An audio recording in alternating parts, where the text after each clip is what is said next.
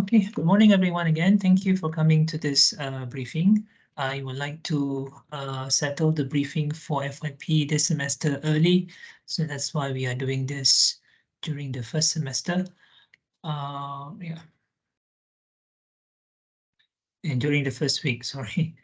Okay, so far I think almost everyone is here except for maybe one or two other students who are registered so far based on what I see this semester for FYP1. Okay, now those of you, I think all of you over here took RM with me, research methodology. So I normally use WebEx using my own personal account, but I've recently discontinued my personal subscription to the business account for business package for WebEx. So because of that, I'm now using the KDU's internal online mechanism, which is Microsoft Teams. So I hope this is okay. Now, by right, this should be more convenient in the sense that I've invited all of you into this meeting using meeting invite. And as a result of that, later on, when it comes to viewing the recording of the meeting, the link to the recording should be given to you automatically, or you can just open back the meeting invite. I think the recording should be there in your Microsoft Teams directory. So I hope it works as what it is supposed to be. Whichever the case, I'm sure if needs be, I can always re-clarify any important points that is required. Okay, first thing I would like to emphasize, or first thing I would like to admit and apologize. One thing I've not been able to give back to all of you, except for maybe one or two students here, your RM proposal together with my feedback. So please give me some time. I have a longer weekend this week to work on this, because when I mark your proposal, I normally make markings or notes onto a form, and that form I cannot, share with you because it's basically part of the internal audit document. But I would like to return back your proposal together with some comments that are specifically highlighting specific areas, so that you know what are the things, what exactly I mean, or where exactly I am referring to when it comes to any specific recommendations or suggestions on my part for corrections and improvement purposes. Okay, so let me share my screen so that we can get on with this. Now, I hope all of you can access to the open learning page for FYP. Let me share the page for you and see whether you are all able to view this. Okay, this is my slides.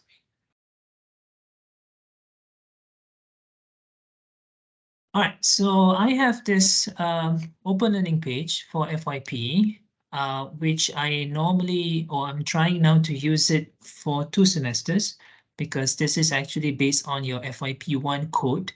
So this should be the group that you are in. I've added also those of you who are from the old KDU grading system into this one group. So can I get some response whether or not you are able to see this page on your open learning menu or your open learning list of courses? Can you? Anyone? Can, all right, so okay, it's that if any one of you cannot see this, right, this page, then please let me know. Maybe I need to readmit you as one of the learners or students in the class. Now, basically here I have already added the important documents that I'll be covering for today. So for example, you can find the guideline for FYP and also the slides for the briefing. There's also an old recording from last semester. You can access from here also. And this is arguably the most important thing, the timeline. And then there are a few other forms over here for your reference that you can use later on. Okay, now let me cover things step by step so that we know where we are. Okay, Now, as far as the main guidance or handbook that you need to refer to in the process of preparing your FYP, right, the most important document would be the one that you get here, right? So guideline, click on guideline. So you find over here the handbook. So this one is APA brief or APA style. This is something that I believe I've shared previously also when you took RM, but this handbook is the one document that I'll be referring to a lot in my briefing today. Okay, but before we come to that, let me cover a few practical issues or logistical issues with regards to FYP. Now, in case there are students who are in the waiting room, can you guys admit the person? Can you see the person if the person is in the waiting room? I think no, right? So I think everyone is here now. No one in the waiting room. Okay. So okay, let's come back to this.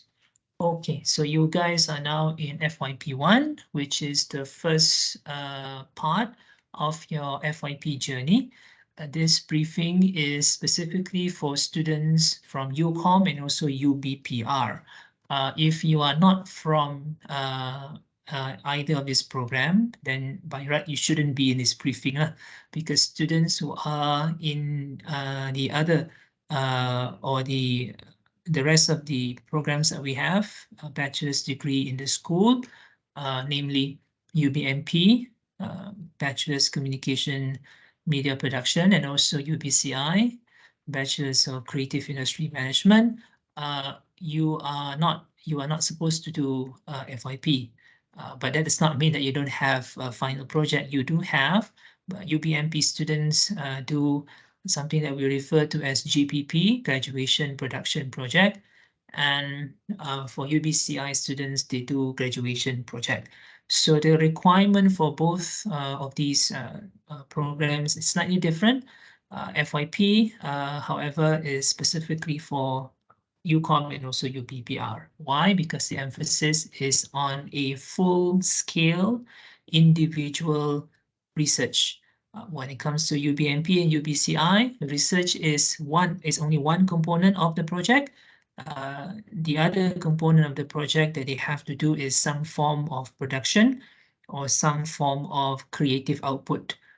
So for FYP students, UCOM and UBPR, that is not the requirement. Okay, so that's the overall explanation in terms of the differences between FYP and the final project for other programs.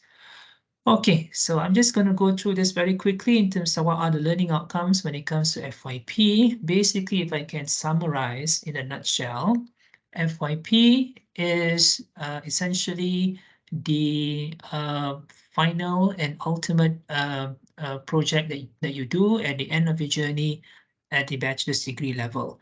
So what is the purpose of having FYP? And this is something that I can explain from the point of view of our policy over here in for higher education in Malaysia. The Ministry of Higher Education in Malaysia has put this specific emphasis that all bachelor's degree programs in Malaysia must have some form of final year project. So if you don't want to call it final year project, call it something else. That's what we do for our media production and creative industry management program. That's okay, but there must be some kind of end of study independent original project that students do at the end of the journey in their bachelor's degree studies. For diploma, some universities, they have that, some universities don't, because that's not a requirement. But bachelor's degree, yes, there must be. You must do this. And that is also the reason or the justification for us to give you the degree title with honors. Right? So if you see, for example, if you may have seen, for example, the certificates for bachelor's degree coming from KDU or UOWMKDU, or even from other institutions in Malaysia for that matter, the honors part is always there. And that is because of FYP. If you don't have a final year project, arguably one can say the program should not have the honors title. So that is something important for us to take note. Now, if I can just touch upon this point a bit more, in comparison with the policies in other countries, in the US, for example, honors program is not something compulsory. So there are students who graduate with bachelor's degree. You see the degree title is no honors, without the word honors over that, which means they just completed the required credit hours and graduated. If you want to have the honors word into your degree title, it means you have to stay back another 1 year or half a year to do your honors research, honors degree research. So luckily, I would say, when it comes to the policy over here in Malaysia, you can do your honors degree research project, FYP, concurrently while taking your courses. In some countries, that is not allowed. You have to finish all your coursework, and then your honors degree research is done independently, right? You focus only on that at the end of your studies. So over here in Malaysia, in a way, that's the flexibility is given on that part. So similar also to the US is Australia. So there are many universities in Australia, including University of Wollongong in Australia, where if you want to have that honors degree title, you actually have to extend your study a bit, right? To concentrate on doing a honors final research project. Okay, so what is basically the whole idea about doing FYP is basically the ultimate challenge for you to utilize all that you have learned from all your other courses previously, to channel it for you to conduct and complete a independent, full-scale original research. Now, the word original over here, of course, can be argumentative. If it's really original, it means something has not been done at all by anyone. But when we use the word original over here, what we mean is, as I've emphasized on this when you are taking RM previously, there must be some element of primary data collection and data analysis, which means that it cannot just be a research paper or an argumentative research paper where you just find secondary references or secondary sources and then do the citations, put in citations and present that as your research paper. That would be okay when it comes to assignment paper or term paper. But when it comes to FYP, there must be some element or part of the research where you collect data yourself, original data yourself. So that's why you have to either do a survey, collect quantitative data, or do interviews or focus group discussion. You collect primary qualitative data. And also in the few cases of students which I have tried to encourage over the years, you can also actually analyze raw media data, which does not necessitate or does not require you to actually interview anyone or do a survey, but you collect raw media data in the form of a film or a drama on TV or social media postings. So these are data that are already there in the media data that's already there, but you take it. So those are your primary data that you already have it out there, but you analyzed it, right, as your primary data. So that is okay. And there are a few of you over here that I know who, based on what you have presented and also submitted in your research proposal, you are going to do something like that. Okay, so that is basically the whole idea. So that whatever that you have learned in your previous courses, you try to use them, right? All of them, or somehow a combination of them for the purpose of writing and completing an original research paper. Okay. All right, so ultimately what you need to do is submit this, which is not now, but when you take FYP2 next semester, and you need to complete or finalize and present. First of all, submit the FYP final report. The length in terms of how much you have to write, we estimate between 50 to 60 pages.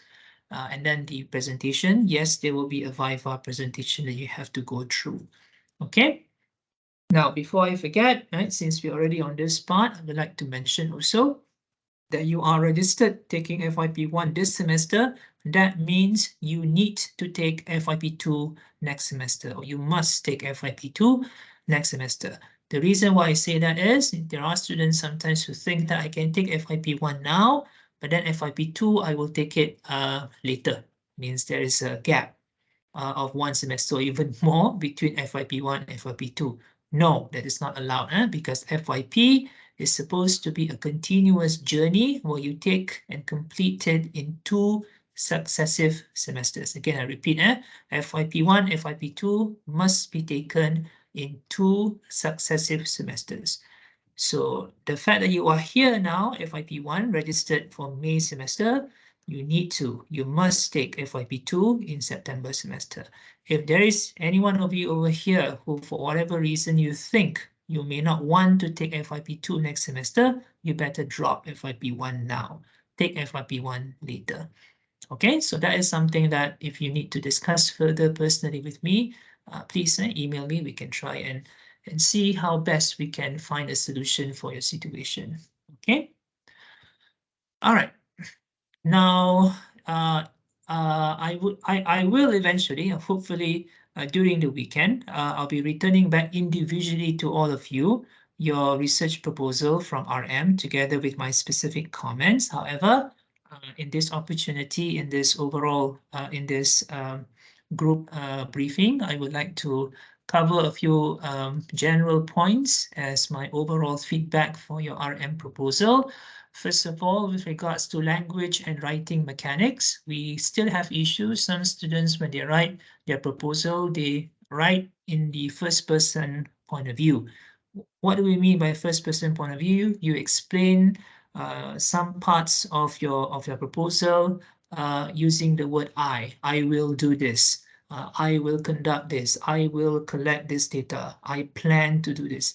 No, when it comes to writing research proposal or academic writing in general, we normally write from a third person point of view. So what I mean by that is you write in such a way that the language is something like this research will be conducted. This research will present. Right? So you refer in that way. You don't use the word I or you or anything like that. All right. So yeah, I do have. I know I've had arguments with some of my colleagues over here about this particular issue, but I am still in a way convinced that this is the norm in most of the cases, even if there are some exceptions, maybe here and there for a few publications. But generally, the convention is when it comes to academic writing, you don't use first person. You only use first person. I would perhaps agree or accept more if it's done at the end when you write your conclusion and recommendation, right? So you can maybe do a bit, you can be a bit more personal when it comes to explaining about your recommendations and reflections in terms of what you have gathered and benefited from doing the research. So the other point about language is about paragraphing. So I see still quite a number of research proposals where the paragraphs are just one whole page or sometimes even longer than that. That cannot be the way. So one paragraph should be only about half a page or maybe slightly more than that. If it's something that is very long, it means it's something a bit not quite right when it comes to the arrangements or the coherence level when it comes to the presentation of your or the structure or presentation of your arguments or the points that you are presenting.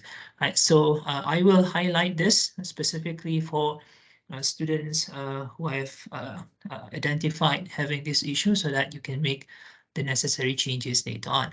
Now, with regards to formatting, in-text citations is always important, right? Always remember this. The key difference when it comes to academic versus non-academic writing is that academic writing, we always give acknowledgement on the sources of information. Who are we referring to when it comes to emphasizing any points? Any facts especially, and also when it comes to arguments as well. Because by convention, if you do not have in-text citations, that means that's your argument, or that is your original argument or your original kind of information, which in most cases, when it comes to any technical information or factual information, statistics and data, especially from past research or from any official sources, definitely require referencing, right? So you need to add the in-text citation, as in the surname of the author, and then the year of publication, right? So you know this already. I'm sure you have come across this as requirements in many other assignments for many other courses throughout your study over here. So make sure this is something that you adhere to, especially for FYP. This is really important because formatting really has a big chunk when it comes to the marks that you get at the end when you submit your FYP report and during FYP2. The other thing that is also important, definitely very important, is APA style. Follow this. I will highlight the number of specific for students who have seen the compliance to APA style is just not there, right? So make sure you follow this in terms of how you list down your reference list. What are the things that you need to add? What kind of information you need to have in every entry? What are the parts that you need to have full stop and capital letters and small letters, which one needs to be in italics, right? So these things are important, right? This is really also important, not just for the purpose of FYP. I always like to emphasize that this is good training when it comes to writing proper documents according to or in compliance to official formatting and template, right? So all of you over here are communication students. I'm sure the majority of you will be working one way or the other in areas where you have to do a lot of writings. Whether formal or non-formal, right? There must be some kind of formatting that you have to follow. So make sure you are accustomed to, you are well trained when it comes to writing according to whatever template that is given, and then you are able to actually impress upon your supervisors and your potential clients and so on when it comes to the quality and presentation of the documents that you have prepared. Right. So other aspect about compliance to formatting is in terms of specific things such as font size, font type, line spacing, right? The indent left and right. So all these things, if you refer to the guideline for FYP, these things are stated very specifically, how many inches on this side, how many inches on that side. So make sure you follow that. Now, I mean, definitely, to be honest, all of you also can assume this on your own. We won't be, when you submit your FYP, measuring every document using a specific ruler or anything like that. We won't do that. But definitely, we can see overall, when we receive a document or an FYP report eventually, whether or not it is in compliance with the formatting requirements that we have given. So at least ensure that it appears to be in accordance with the formatting that we have given. APA style also, we won't be scrutinizing every single line, whether there is a full stop over here, not full stop over there, but at least, right, there must be an attempt when it comes to taking this seriously. Right? Some minor mistakes here and there, that's fine, right? But overall, there must be compliance when it comes to the formatting requirements. All right. Other things that I would like to emphasize when it comes to my feedback on your RM proposal would be arguably the most important thing about your research design, your research questions, your variables, the scope of your variables, the limitations of your study, and your methods of choice, whether you want to do quantitative or qualitative or mixed method. So these are the things that overall from the RM proposal submission last semester, I think the majority of the proposal, the direction in terms of the research design is clear. I can see what you want to do. You want to do either quantitative or qualitative or content analysis. I can see that. But there are still a few examples of research proposals that were submitted it's just not clear what exactly that you have in mind.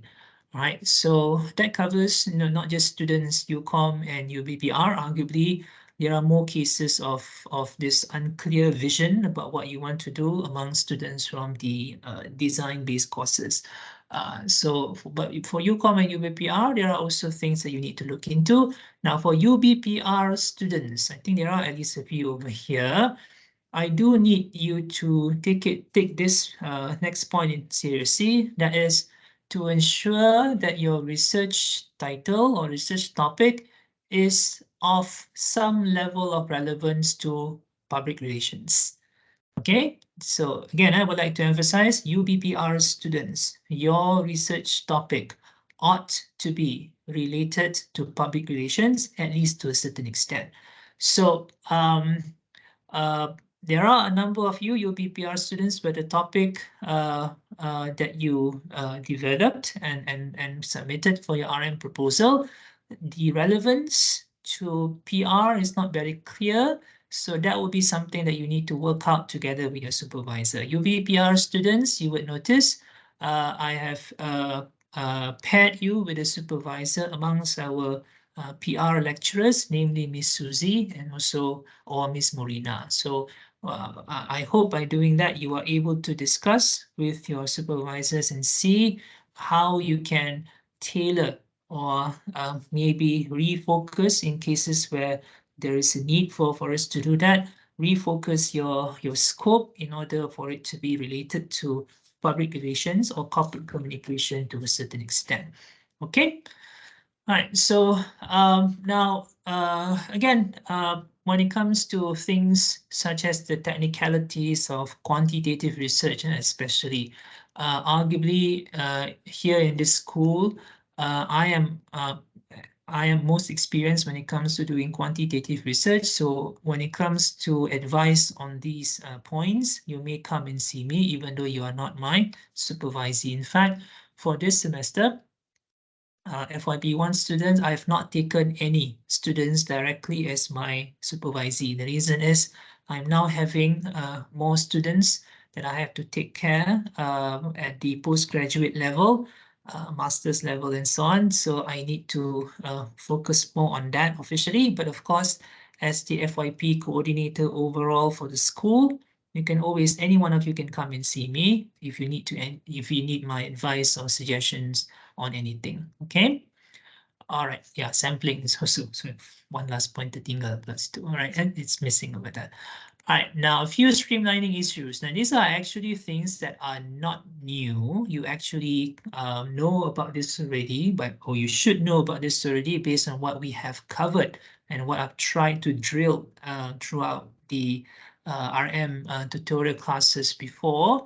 Now, first of all, those of you who are doing quantitative research, right? In which case you have to use or develop or you have to use some kind of survey instrument or questionnaires to collect quantitative data. Please be reminded that you should not be developing your survey questionnaires or questions originally everything yourself. No, because again, I would like to emphasize survey constructions or survey instruments construction is a very technical part of academic research for which you need to follow a certain process that is very tedious and time consuming, which we know, right? Students do not have the luxury to do that because you only have 2 semesters, maximum 8 months or even slightly less than that to complete the whole thing. So because of that, the way to get around that requirement, right, what are the requirements, if I may say so very quickly, is that survey construction, right, from an academic point of view, right, must go through the process where you draft the survey items or survey questions, right, and then you consult a language expert or a content expert or a subject matter expert to go through the questions. And then you eliminate any questions that are considered to be weak or paraphrase or rewrite them and things like that. And then you run a pilot test. The reason to do pilot test is to see whether or not This is not the actual data collection process yet. You actually run a pilot test in order to test the suitability of the questions or items that you have in the survey in terms of its reliability score. Right, so that is a technical aspect of statistical research that you have to go through. So upon doing that, then you have to look into the reliability score of every item and see whether or not these items are considered to be above the threshold and accepted, or below the threshold level, and then you have to reject them or maybe paraphrase that. So this whole process, if it requires a lot of editing and revision, will take you a very long time. So any one of you, if you have any relatives or even your parents or elder siblings who may have done or currently doing postgraduate research, master's or PhD, you would perhaps notice that they take so long, right, constructing or preparing their survey questionnaire. So you may wonder what's so difficult. You can just put in the question. So here is the point I've explained just now. That is the part that takes a lot of time. It's very common for master's PhD students to take like 3/4 or half the time of doing when they are in the program, just preparing the instruments, because the process is long. So that is something that we don't ask you to do because we know it's time consuming, and we also, to be fair, it's not something that we actually covered, right, during your lectures in research methodology, although we are thinking about having that in the future. But so far, we know that it's not something that we actually cover, so we can't expect you to be able to do that. So how do you get around that? So you refer to past research, look into the questionnaires that you have used, and you adapt them. Either you adopt them, adopt and adapt. Adopt with an O means you take it in wholesale, the entire questionnaire, and use it for your research, or you adapt means that you maybe take you probably take only some part of it or most part of it, but there are some adaptations that you do in terms of maybe paraphrasing a few of the items or changing certain specific words that are being used in the context of local scenario or local example. So those things you can do. So that adaptation process by right should be done also in discussion with your supervisor as arguably the subject matter expert. Okay, so do that. Do not just simply write your own questionnaire, right? Your own questions for your survey. The part that you can maybe write your own questions would be when it comes to asking for demographic information like age, gender, and things like that, and also opinion-based questions. If it's something that is very specifically in terms of, say, for example, your research is about approval rating for the Prime Minister, right? So you can write the Prime Minister is doing a good job, right? So you can respond yes or no, or Likert scale 1 until 5. So when it comes to some of these more specific opinion-based questions, it's okay. But when it comes to measuring any specific construct like self-esteem, or even like purchasing behavior, purchasing intentions, brand awareness and brand recognition. So these are all specific constructs, your variables. So you ought to refer to existing questionnaires or survey instruments on previous research, and you either adopt them wholesale or you adapt them in terms of using some parts of the instrument for the purpose of your research. Okay, so that's the first one. Second is, again, I would like to emphasize on this point I've tried to mention over and over again during RM, do not use words like impact, effect, significant relationship, and so on, if you're not doing any correlation analysis or anything higher than that.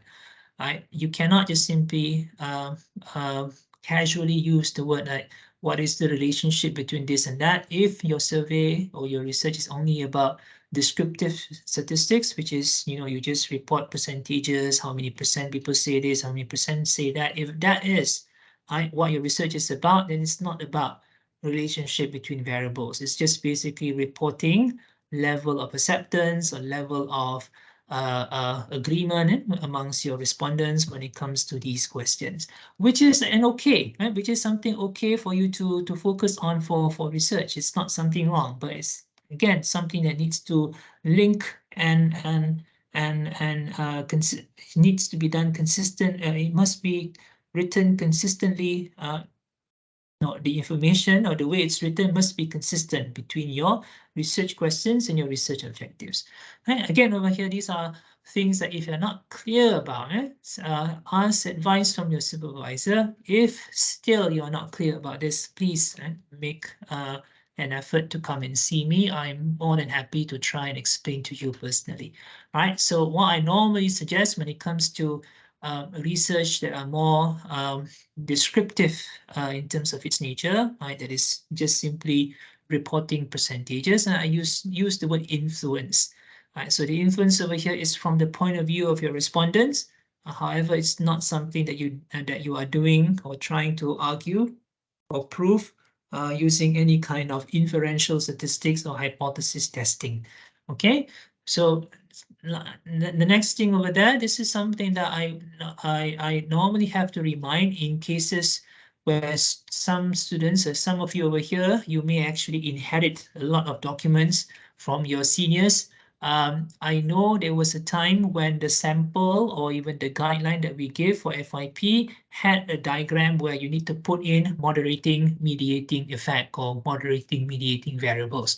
Please do not put that, because moderating variable, mediating variables are again a very specific aspect of research which requires a certain kind of statistical analysis and test in order to prove whether there is or mediating effect, which I know for sure is not something that all of my colleagues over here are familiar with. And so because of that, I do not want you to just simply put something for the sake of, making your report sounding sophisticated and bombastic. Please, I had this issue last semester where we had a student who was presenting something, and he was basically covering and putting in so many jargons and moderating effect, mediating effect, and then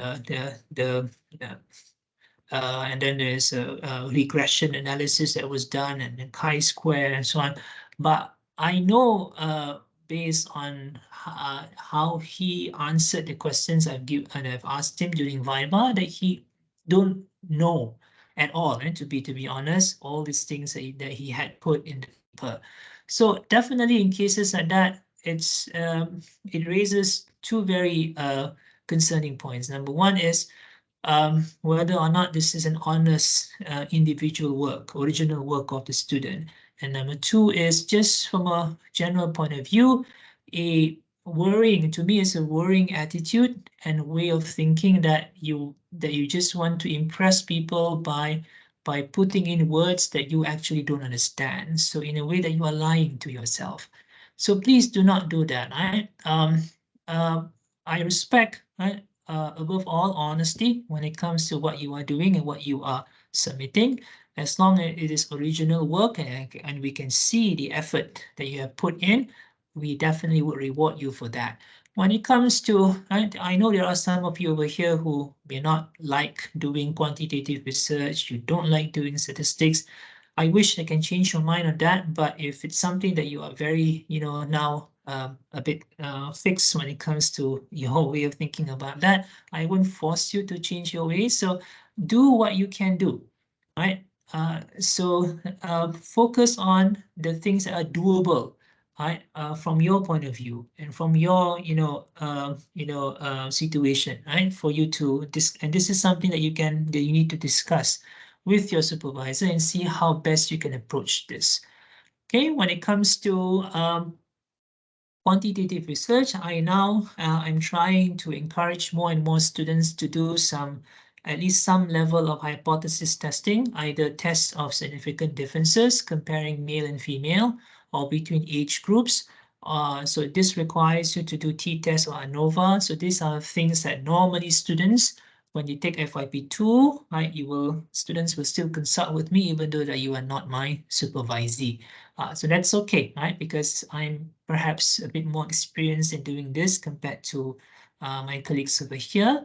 But again, if you want to do something like this, then the research questions needs to be written in a specific way. So that will be something that you will get for those of you who have put in your proposal doing quantitative research. I've made some suggestions on how you can rectify or do some corrections to the way that you have written your research question to ensure that it reflects something which is in relation to the intended data analysis method. I know I'm talking about a lot of things over here that perhaps may go above your heads. So if that is the case, I'm really sorry.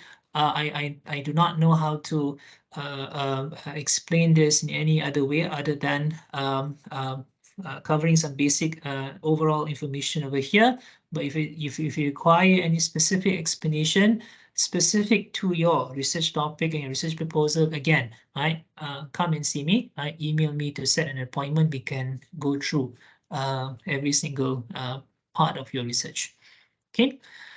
All right, so supervisee refers to you, right? So what is your responsibility? To make contact with your supervisor. You know who your supervisor now, so you can start making, start communicating with them. If you want to wait until I've given back your proposal during the weekend, I think it's still okay. I'll make it a point because there are not that many of you over here. I think I've given about 2 or 3. There are only about 14 other students FYP this semester, so I should be able to settle this during the weekend. So once you get my feedback, you can forward the feedback to your assigned supervisor and start the discussion about how to move forward, right, for your FYP. Now, to ensure that all matters discussed during consultation should be written into the log sheet. So what is the log sheet? Now, yeah, go ahead if you have any questions. If you feel that maybe it's good also you don't interrupt me now, you put your question in the chat box. I will come to your questions after I've covered the important information over here. Now, what is the log sheet? So log sheet basically is this document. Okay, so every single time when you meet your supervisor, please, can you see my screen? Yeah, right. You guys are still seeing my screen, isn't it? Yes? Yes, okay, all right. So this is the log sheet. All right, so where do you find this log sheet? You can actually get all these documents, not just the log sheet, from the Open Learning page. So you go to Forms, log sheets should be over here. This is the log sheet. This is application for extension. This is rubrics and for your reference. Now, an issue that perhaps or question that you may have in mind, if you are, for example, meeting with your supervisor very frequent, like every week, or maybe like more than once, multiple times in a week. Now, do you need to have every single meeting log sheets forms to be submitted? Answer to that is no. I am okay for you to consolidate all meetings that you have with your supervisor monthly into one log sheet form, right? Monthly. What I mean is, if you, for example, now in the month of June, you perhaps will be meeting with, you probably end up meeting with your supervisor like 4 times. Do you need to prepare 4 different forms? No, you can add, and you can do an overall log sheet form for 4 different dates. So you can put in multiple dates over here in the same month and put over here meeting number 1 until 4, 1 until 5, whichever the case. Okay, so what you put over here doesn't have to be details. Okay, again, I would like to emphasize the reason for log sheets is not for us to add burden on your part or your supervisor's part. This is just for us to have some form of evidence, right? Written document evidence that the supervision process has taken place. Okay, so that's basically the purpose. So it's not about trying to, ensure that every single thing is recorded. So it is sufficient for you to just summarize some of the points over here, or even write it in point form. what are the things that you've done? Discuss research questions, right? Finalize chapter 1, right? So just put things in general like that. Doesn't have to be details, okay? So you can put in multiple dates from the same month into one form. Okay, so it doesn't have to be so many forms, because to be honest, even though I have to sign over here eventually somewhere, we won't be able to read all of this. I mean, we won't have time to actually read through all these things, but I will refer to the log sheets to a certain extent when it comes to finalizing your grade when you take FYP2, so that we understand what has happened in terms of discussion between you and your supervisor, because right, there are some situations which I'm trying as best as I can to avoid, where a student commits, like maybe there are weaknesses when it comes, there are certain glaring weaknesses that we see in the FYP final output or final report when it is submitted and during the viva. But we later on found out that it was not because the student was making the mistake, but he or she was in a way wrongly advised by the supervisor. So if that is the case, then we ought to take into consideration that perhaps the student should not be overly punished, or marks should not be deducted too much, because the effort is there. It's just that the direction or advice that was given may not necessarily be good enough when it comes to ensuring that the mistakes were avoided. Okay, so that is something good for us to, so that's why log sheets are important for that purpose as well, for me to see as the FYP coordinator what happened in terms of maybe specific things that was advised by the supervisor that I may eventually find to be rather not so very good in terms of the advice. So the mistake then is something that needs to be shared, and not just amongst us, between this, not just the student, but also supervisor as well. So the student in a way should not be penalized for that. All right, so that is something that we try to avoid. So that's why part of my task and challenge also is not just about dealing with supervisees, but also supervisors.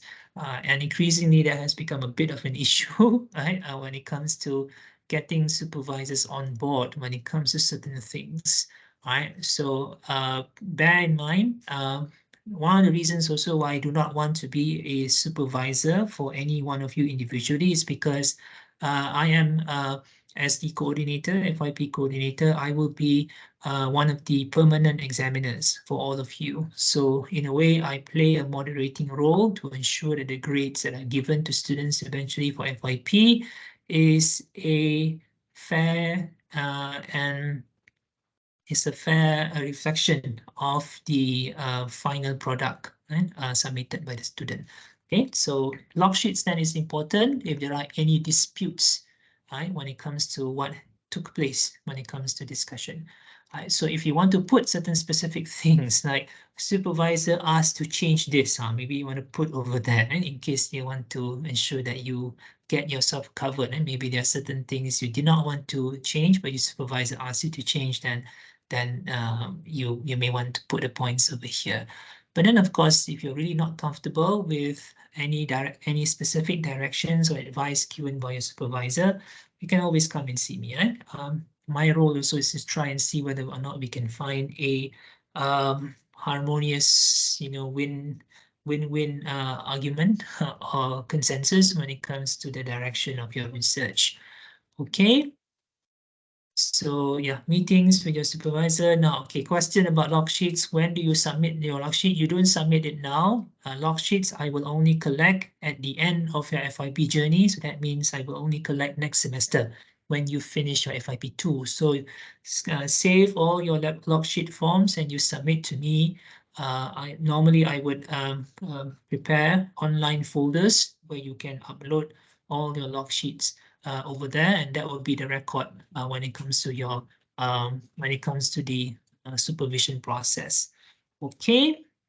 Now, supervisor's responsibility to meet deadline. Okay, so you can see Deadline, okay, there is a timeline document I will show to you after this. Right, okay, I'm covering a bit slow today.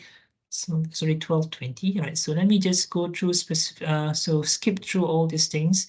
Now, but one important point I would like to say is this with regards to the dynamics between supervisor-supervisee relationship.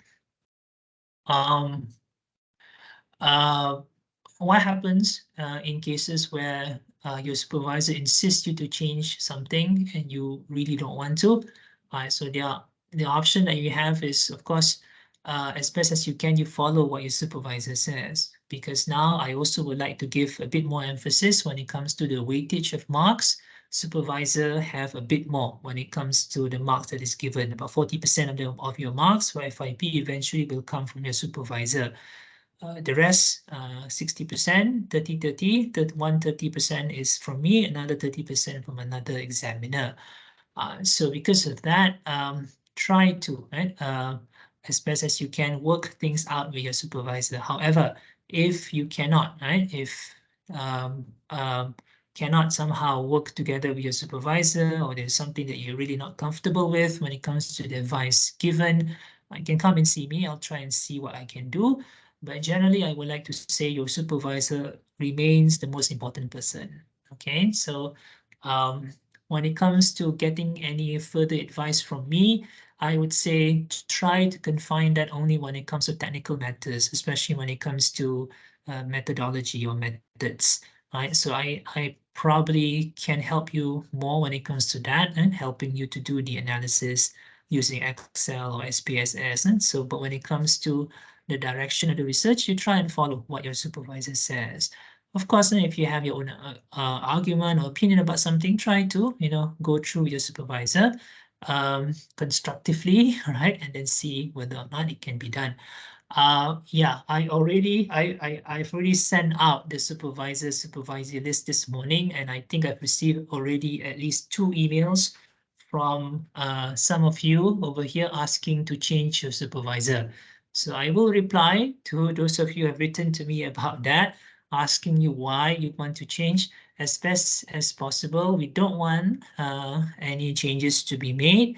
But if there is any sound argument or justification for that, then I think I am compelled to consider and see how best we can, make an arrangement for you. Okay, now all this other information, I think is general information about materials and references. You can go through that. Now refer to APA style. Definitely that's something important. Other aspect of this is when it comes to extension requests. All right, now let's refer now to the timeline for this semester. So for FYP1, you only submit to your supervisor, nothing to be submitted to me. All right, so everything is just dealing with your supervisor. You prepare the first draft of chapters 1, 2, and 3. So what is the guide for you to refer to when it comes to chapters 1, 2, and 3? We refer to the FYP guideline. Right, handbook over here, guideline for dissertation, which you can access or download from the Open Learning page. So over here in this handbook, you find the details of the things that you have to put in chapter by chapter, and also the formatting requirements. Okay, so you can see over here the format. This is format research proposal for RM, basically. Though when it comes to format of thesis, so this is what you follow. Chapter 1, right? This is basically what you have to do, but I think there's a specific part that differentiates between FYP1 and FYP2. Where is it? But these are the details that you can see. Chapter 1, what are the title? What is the title to be used? And also the subsections, all right? For every chapter, you can see it over here. Okay. Now for FYP1, basically minimum what we want to see is a complete full draft for chapters 1 and 2. Chapter 3 in a way can still be work in progress, because we don't normally expect students to start doing data collection during FYP1 this semester. you only start doing data collection in FYP2. So research methodology part, chapter 3 can cover some of the more general points about your methodology. Maybe you can, which can be expanded or even clarified further when you finalize your chapter 3, when you submit FYP2. So FYP1 is basically this part, chapter 1 until 3. So at the end of FYP1, you submit to your supervisor the draft for chapters 1, 2, and 3, and your supervisor later on will return it back to you. If there is any corrections to be made, you do that. So when you finalize your FYP report and complete the research next semester during FYP2, you submit the whole thing together, chapters 1 until 5. Okay, so further details you can go through over here, right? And then, yeah, so this is, okay, this is the part, sorry. So this FYP1 research proposal is a 3-chapter manuscript covering these information. So refer to this, right? The details, I think, is beyond me to cover during this briefing. So if there is any things that requires clarification, if you cannot, if your supervisor maybe is not sure about anything, you can always ask me. Okay, now coming back to the timeline. So the timeline for FYP1 is basically this. You submit to your supervisor first draft by week number 9, but this is just recommended. Now, why I put recommended over here, because I know week 9 would be the time in your semester where you are busy with your assignments for other courses. So I do not want to compel everyone to make it compulsory that you submit first draft during this time, but I think it would be nice for you to, work progressively step by step and submit at least something, chapters 1 or 2, right? At least a draft of it to your supervisor. So this is the recommended target that you should have. But what is important is to submit to your supervisor by week 11, the deadline stated over here. Submission for FYP1 is done only through email. You just email to your supervisor and CC to me. Again, I repeat, submission for FYP1 only to your supervisor via email, but put me on CC so that I have it on my records in case of anything. And at the end of FYP1, you will be graded only either you get IP means in progress, or you fail. Fail is either F, fail outright, or XF. XF means you fail to submit. So if you're wondering why if you know someone or you yourself have experienced where the grade that you got was XF, why XF? Why not F? F means that you have submitted what is required, but based on the marks given by the lecturer, it is at the level of F grade. Right? So it means you have attempted F grade because it's not considered to be up to the level beyond that. XF is is a grade that we give for students who did not submit anything at all, or specifically the final project for any of your assignments, or even fail to attend the final exam for subjects with final exam, and for FYP if you fail to submit your first draft, your draft for FYP1, and also your FYP report when you are taking FYP2. So you get the grade XF. So the reason why we want to have this is so that we can differentiate between the statistics and numbers, those who have submitted but failed, and those who did not submit at all. So there's a difference between F and XF. But for the majority of you, I'm sure if not all of you, you will get at the end of your FYP1 this semester, the grade is IP. IP means in progress. So that means that you are allowed to or approved to go to the next level, which is FYP2 next semester. Okay. All right, so the rest of the documents, especially when it comes to the details of the handbook, I trust that you can go through that on your own, so that now I can maybe concentrate on answering any questions if there are any. Let me stop sharing now. Any questions or not? No questions. Okay. Any questions? Anyone would like to ask me anything? Sir? Yes. Yeah, hi, it's me, Arika. Yeah. Okay, so I wanted to ask, kalau okay, so for the FYP project, I'm in UBPR, right? Uh-huh. So my title has to be related to public relations.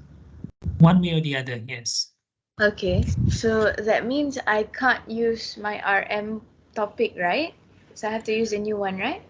Yeah, if I remember correctly, your RM topic was something about, uh, Apa, teenagers in terms of yeah, development and so on. So yeah. if you still want to keep to that, then I you don't want still to need keep, to I want refer to to, change. if you want to change, then go ahead.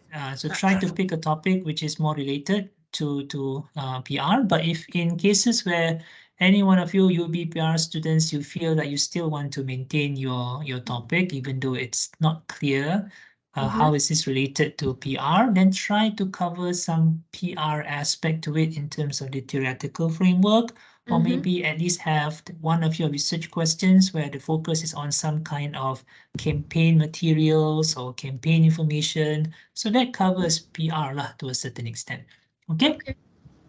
Okay, anything thank you. else?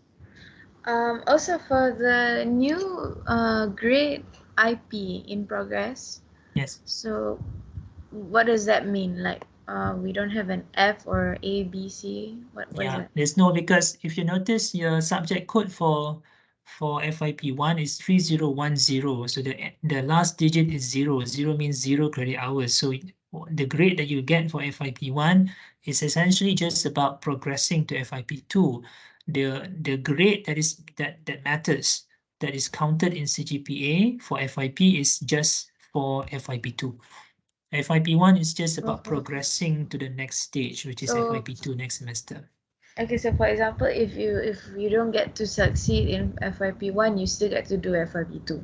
No, you cannot. If you get F or XF for FYP1, then you have to retake FYP1 next semester lah. Oh, Okay, okay. Yeah, right. I get So it now. IP is not automatic, eh? Don't think that it's something that we just free will Yeah, give it that's to what I thought everyone. also. Right? Okay.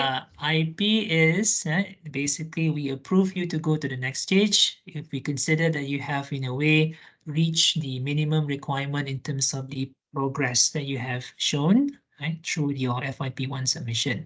Okay, but if Uh, you if based on the opinion or assessment of your supervisor, he or she feels that you are not ready yet to progress to FYP2, then your supervisor can give you a grade of F, and as a result of that, you have to retake FYP1 next semester. Okay. okay. Thank you, Mr. Zaki. All right. Yes, Jinghua, go ahead.